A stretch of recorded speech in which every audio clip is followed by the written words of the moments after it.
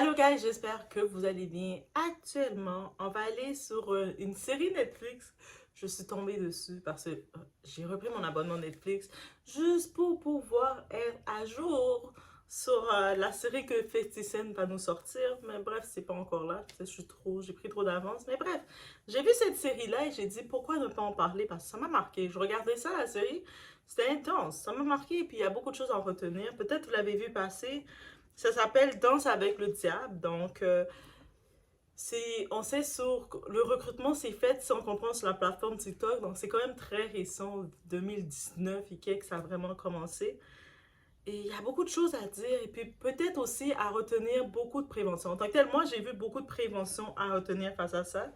Jusqu'à ce jour, c'est toujours actif. Il n'y a pas eu d'arrestation, quoi que ce soit qui a été fait concernant les accusés. Juste qu'on peut comprendre que des familles sont séparées. Et puis là, il y a la question à se poser, déjà qu'on pose la question, est-ce que une famille peut imposer à un membre de sa famille de s'éloigner d'elle complètement? Peu importe son choix, elle décide qu'elle veut aller dans une route et elle coupe les ponts drastiquement, radicalement avec sa famille. Est-ce qu'elle est tenue de ne pas le faire? Elle n'a pas le droit de le faire si elle décide de le faire. C'est ça qu'on dirait comme question. Donc, on y va sans perdre d'instant. On est chez la Doua. It's about everything, guys. Et on y va.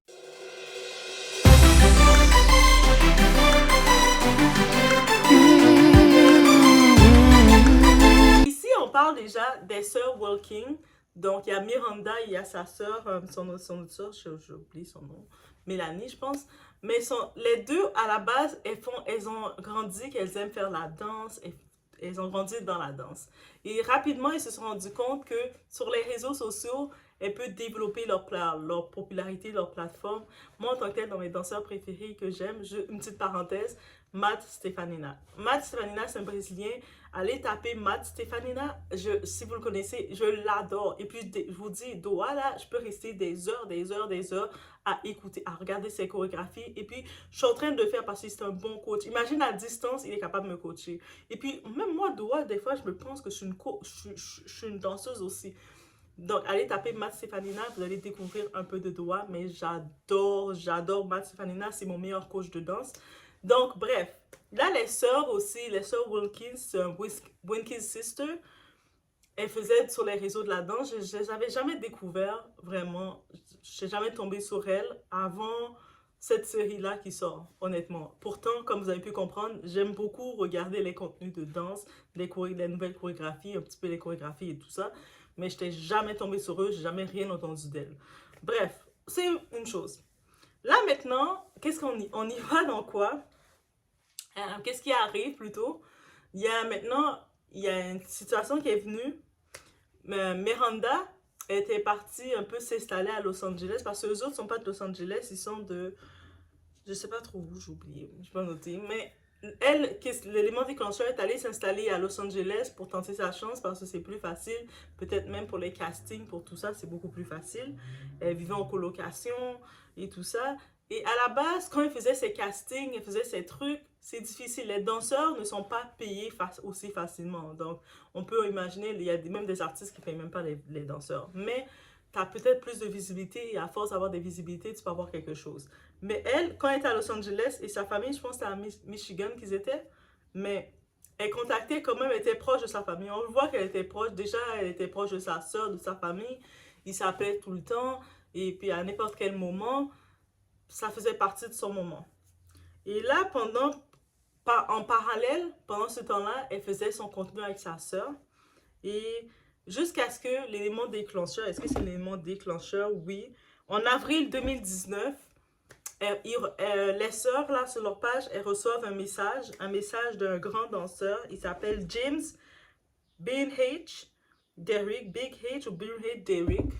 Donc, on va le dire Beanhage ou on va l'appeler James, ok, on va l'appeler James, on finit avec ça. Donc, il les contacte pour faire des collaborations. Vous savez, ça se fait très facilement. Tu vois quelqu'un, on se reconnaît, on se contacte, on voit qu'on peut faire des collaborations, bref. Et puis, rapidement, suite à la collaboration, ça a bien été. ils ont développé un bon lien, ils avaient la même énergie. Mais rapidement, ils étaient dans comme un chat à trois. Mais rapidement, sa sœur, elle s'est sentie exclue, là. Sa sœur Mélanie, je pense qu'elle s'appelle, c'est la petite sœur Mélanie. Elle s'est sentie rapidement exclue dans le groupe parce que Miranda et James, il y a eu le coup de foudre. C'était le... Ils étaient en étincelle. La sœur, là, elle tenait même plus les chandelles. Elle était juste... Qu'est-ce que tu fais là encore, toi? On t'entend pas, on te voit pas, on est entre nous, deux âmes, on s'est retrouvés. Tu fais quoi? Rapidement, elle s'est dégagée de ça pour les laisser vivre leur histoire d'amour. Et en effet, ils se sont mis en couple à partir de ce moment.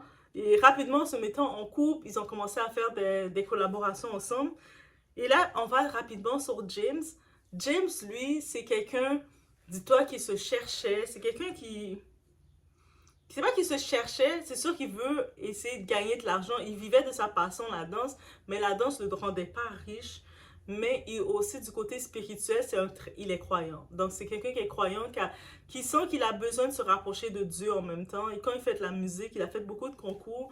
Et le crump, par exemple, que c'est une danse très passionnée et très directe, qui a été très popularisée dans le ghetto.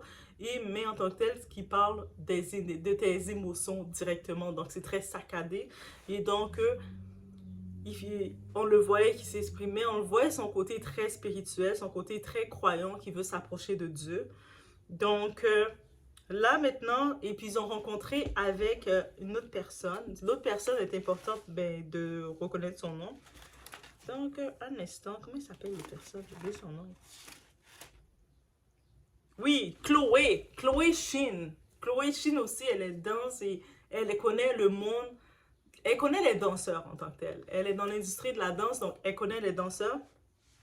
Et donc rapidement, elle rentre en contact avec eux. Et il y a son frère Isaac Shin. Il gère la production. Donc il a comme son agence de production, tout ça, qui s'appelle 7M. 7M. Donc c'est son frère.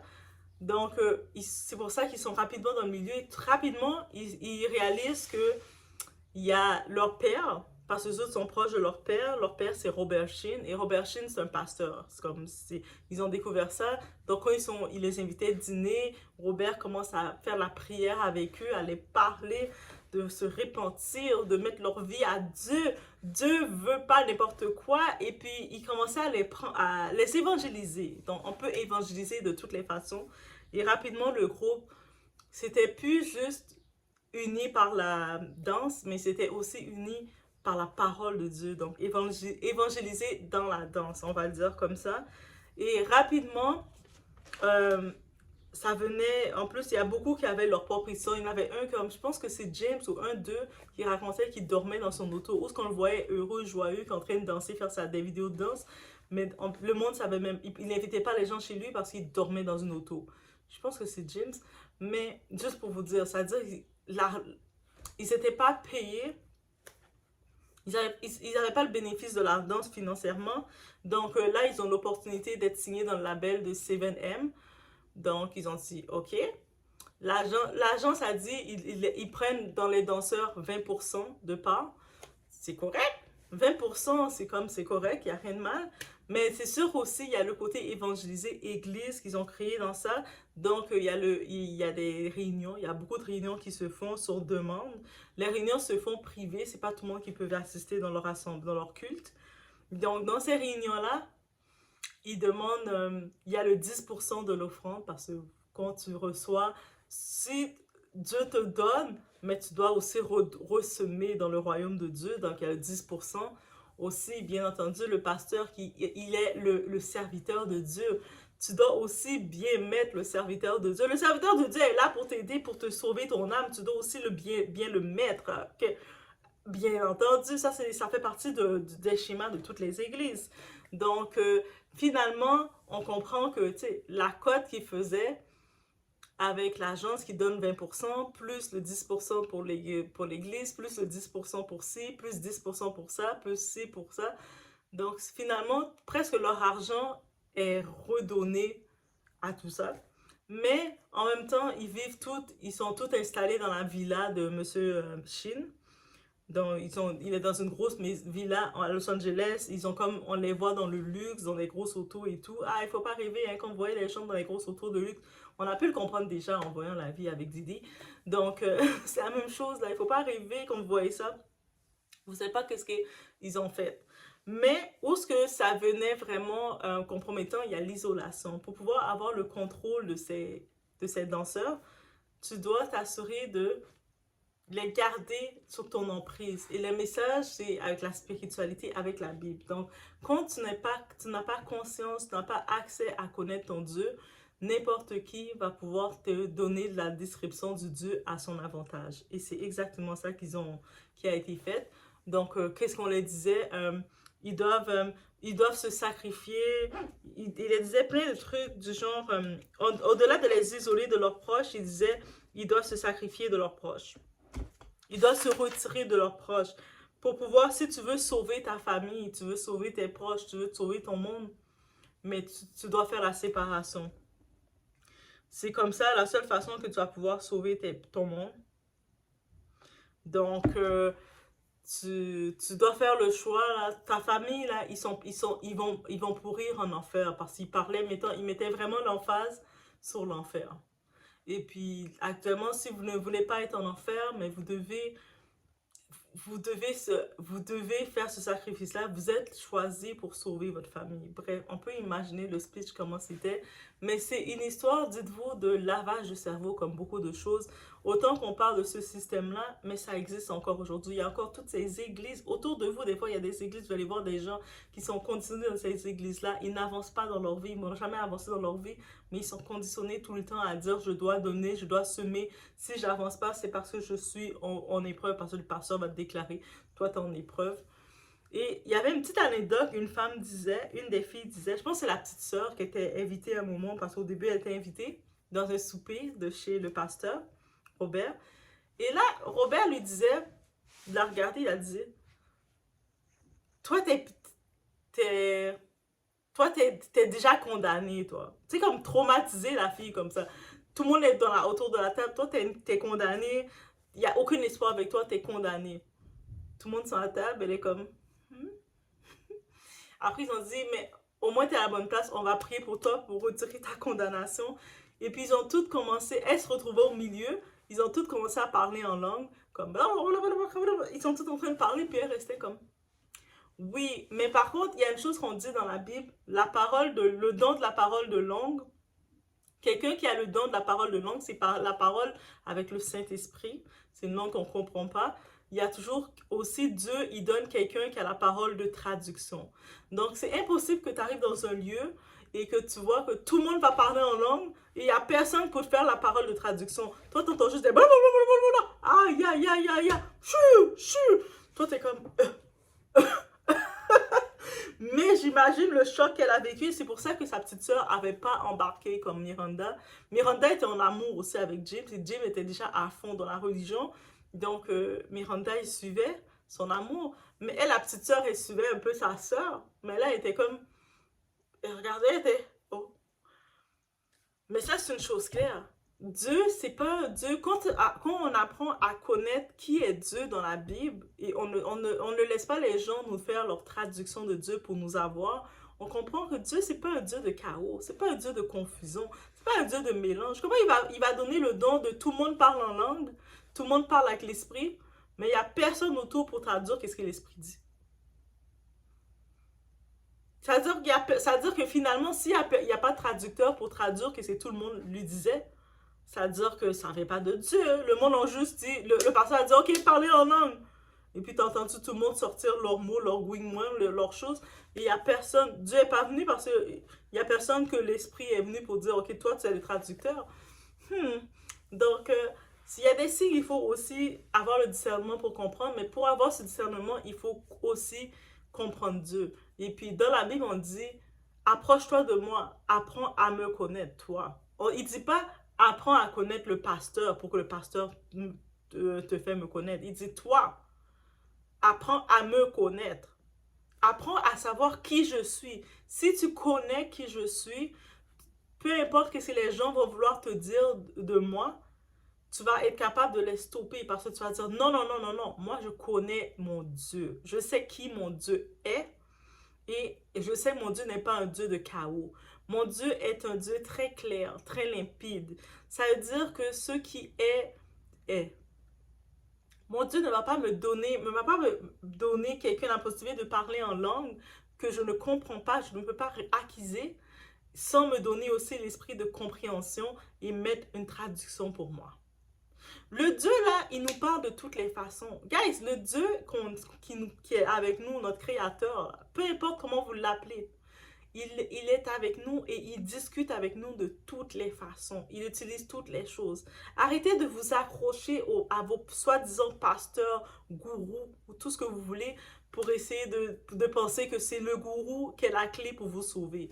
Et c'est ça, dès que tu te retires de Dieu, tu te détournes de Dieu et tu te tournes vers l'homme, t'es déçu. Et c'est exactement l'exemple qu'il y a avec ça. Il a fait tout ce qu'il pouvait faire. Notre ami Robert Sheen, notre ami, votre ami, c'est pas mon ami, c'est votre ami. Donc, il a fait l'isolation, il les a isolés de leur famille. Il y a même un des types qui disait que le pasteur le disait, tu dois t'éloigner de ton enfant. Tu dois abandonner ton enfant. Si tu veux sauver ton enfant, tu ne dois plus le parler, plus jamais le voir. Lui était comme, mais non, je peux pas faire ça. Mon enfant, c'est la chose que j'aime le plus au monde. Ben, c'est ça que tu dois faire. Il fait comme, pourquoi Dieu va me demander de faire ça? Et puis, je pense qu'il a compris tout de suite que, je pense que dans ce type-là, comme quand vous regardez la série, il a compris que ça fait pas de sens. Comment Dieu va me demander de m'éloigner de mon fils, de mon enfant? Dieu, tu veux vraiment que je suis là pour encadrer mon enfant, tu me dis d'abandonner mon enfant. C'est vraiment toi qui me demandes ça? Ça fait pas de sens. Mais il faut qu'on ait du discernement comme ça. Il y a trop de gens en 2024 encore, parce que c'est tout récent, c'est arrivé. Dites-vous, c'était en 2021 et dans ces périodes-là, ça a commencé à se dégrader. De dire, abandonne tes parents, mets tes parents dans le stress, ne les parle plus, abandonne, malgré tes parents, ils t'aiment, ils t'ont fait grandir dans une atmosphère familiale où ce que vous soupez ensemble quand il est 6 heures, on soupe tout ensemble, on est assis à table, ils t'encouragent, tes parents essaient de l'encourager, ils vivent à Los Angeles, ses parents sont avec elle, l'encouragent, et d'un coup, tu coupes les ponts avec eux, tellement Miranda, elle a jusqu'à maintenant, elle a créé, c'est pour ça que c'est ses parents qui ont investigué cette série, parce que à un moment, ils essayaient quand ils voyaient les vidéos qu'elle faisait, ils commençaient à capter, regarder les zones pour essayer de venir chercher les maisons. À un moment, tu voyais son père triste devant le portier, devant une des villas. Il parlait à l'interphone en pleurant, là, dire Yo, on t'aime, on s'est déplacé de Michigan pour toi. Donc, donne-nous des nouvelles. Parce que le minimum que ses parents demandaient, c'est des nouvelles. C'est-à-dire que toi, tu vas me dire qu'un homme qui vient te dire, Dieu t'a dit que tu dois briser le cœur comme ça de tes parents, et toi, tu vas le faire en pensant que c'est comme ça que tu vas sauver tes parents. C'est la damnation que tu connais pas Dieu, là. Et puis, déjà, dans la Bible, ils disent, Dieu l'a dit. Dans la Bible, c'est écrit, il y a beaucoup d'imposteurs qui vont utiliser mon nom contre moi. C'est-à-dire que la plupart des gens qui sont ancrés, qui avalent les paroles de ces gourous-là, de ces personnes-là, de ces faux, ils n'ont aucune connaissance de Dieu, ils n'ont aucun intérêt ou vraiment réel désir de connaître Dieu. Tu dis que tu veux t'approcher de ta spiritualité, la première chose que tu fais, tu dois savoir qui il est. Et quand tu sais qui est Dieu, tu sais que Dieu, c'est un Dieu d'amour. Dieu, il t'aime. Est-ce que dans cette vidéo, je veux que tu retiennes ça, mais Dieu, il t'aime réellement, guys. Donc, ça, c'était la partie de tout ça. Donc, on a le personnage de Robert Sheen, le fameux pasteur. Lui, il s'est converti entre pasteur à devenir gérant d'artistes, des danseurs, et prendre leur commission et avoir son pouvoir jouer dans leur mind. Mais lui, à la base, c'était un pasteur. Il avait son église Shekinah Church qui est encore sur investigation pour le mal qu'il a fait. Église, on va dire, à la base, ça devait être évangélisateur, mais souvent, ces pasteurs-là ou ces gens-là, quand ils viennent, dès qu'ils voient la vulnérabilité et la façon qu'ils peuvent contrôler, manipuler les gens, ils utilisent les mots parce que les autres connaissent la Bible. Peut-être vous ne connaissez pas votre Bible, vous êtes paresseux pour aller chercher qui est Dieu, mais eux autres, là, les gourous qui veulent vous avoir, les pasteurs, les faux, là, qui veulent vous avoir, ils connaissent leur Bible et ils vont utiliser ce qu'ils veulent utiliser pour vous avoir. Et c'est ça qu'ils ont fait. qu'est-ce qu'ils faisaient? Il y a les gens qui venaient dans l'église, ils entendaient les paroles parce que en vrai, c'est pour ça que je vous dis, l'église, ça commence en vous. La première église, là, qu'on doit prendre soin, prenez soin de l'église. Ah, il y a un passage dans la Bible qui le dit. Allez chercher votre Bible et puis vous allez dans les commentaires me dire dans quel passage que vous avez vu qui dit, mais quand il dit prenez soin, et même je vous donne un indice. Donc ça, c'est dans l'époque de Jésus, ok? Je sais, c'est le côté chrétien, si vous n'êtes pas chrétien, mais faites le jeu quand même, si vous voulez. Et puis, il a dit cette parole-là à ces gens. Prenez soin de l'église. La première église qui parle, vous allez penser, c'est le bâtiment, c'est d'aller dans l'église et donner votre vie. Non, c'est l'église, on est la pierre de l'église, on est l'église nous-mêmes. C'est-à-dire, on doit prendre soin de nous-mêmes. Et puis, quand on regarde dans cette partie-là, je pense que le message de Jésus, en parlant du côté chrétien, je sais, le message de Jésus qu'il amène beaucoup de prendre soin de soi, de s'aimer, de vraiment se donner. On est une œuvre, une créature merveilleuse. On a été créé sans défaut. On a été comme que tu es créé, c'est comme ça que tu devais être créé. Parce que ta mission qu'on t'a attribuée, c'est comme ça que tu devais être. Mais autour de nous, on va grandir, les gens vont essayer de nous faire dire, non, t'es trop comme ça, t'es trop comme ci, t'es trop comme ça. Non, tu es créé comme tu devais être créé. Prends soin de toi et avec ce que tu as, ce que tu es, tu vas évangéliser pour sauver d'autres âmes. Parce que ce que tu as en toi, c'est pas que pour toi, c'est pour les autres personnes. C'est pour ça qu'on est l'Église. Et lui, il a compris. L'ennemi, Satan, on le dit dans la Bible, ça le dit. Satan est au courant de ça. Il connaît toute la Bible et tous les projets, tout ce qui nous a été dit. Je sais, certaines personnes, vous allez dire, ah, mais la Bible, c'est écrit par les hommes. L'inspiration. Ça a été inspiré par qui? Des fois, quand tu parles, tu vas voir que tu dois donner un conseil à quelqu'un, tu dois t'approprier quelque chose, ça ne vient pas de toi. Parce qu'il y a quelqu'un de plus fort que toi. Il faut arrêter d'avoir l'ego de penser qu'on est Dieu. Et lui, ce type-là, il avait un personnage très autoritaire, déjà dans le temps qu'il avait son église chez Kina.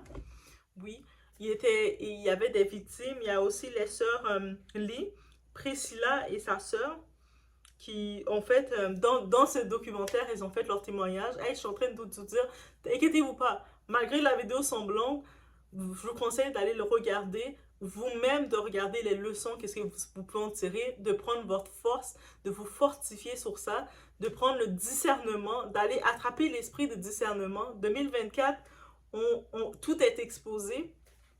2024, quand tout est exposé, ça nous permet d'aller chercher le discernement. Et justement, je vous conseille, si vous avez la possibilité de regarder ce documentaire pour ça. Mais le personnage de Robert, c'est un manipulateur.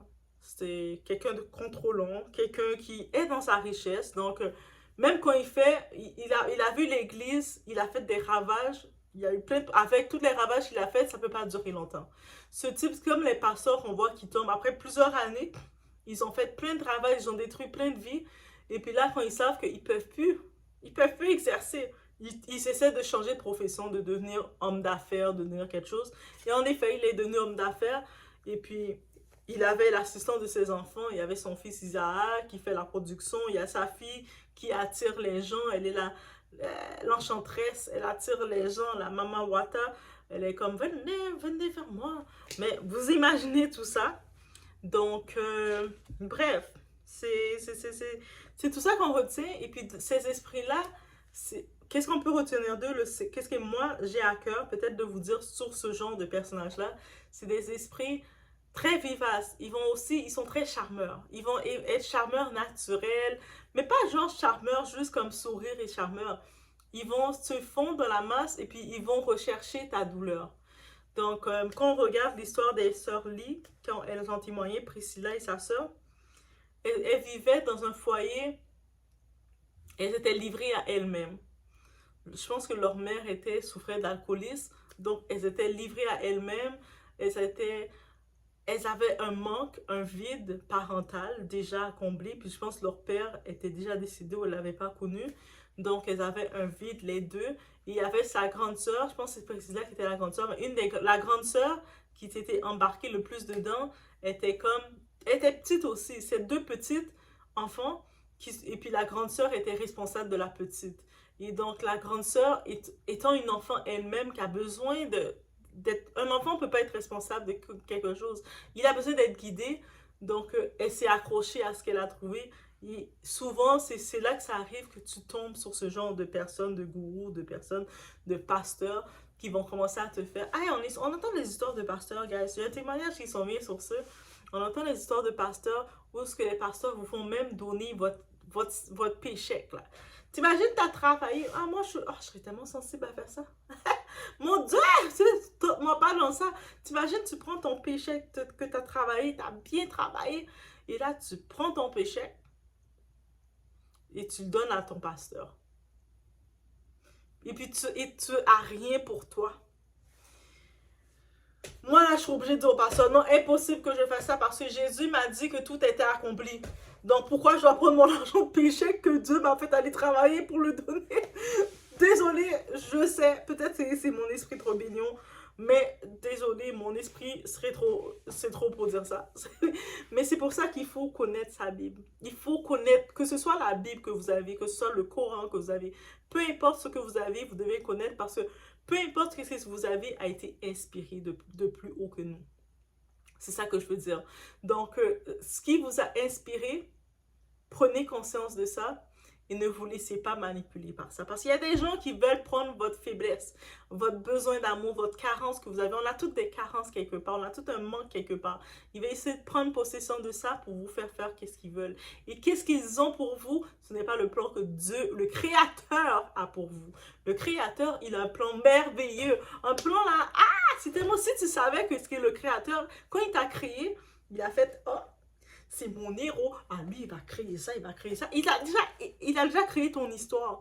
Et là, l'ennemi, on appelle l'ennemi, il est comme, oh, comme ça, t'as tout ça pour lui? Ah, moi, mon but, c'est de le détourner, de faire perdre tout ce que t'avais pour lui.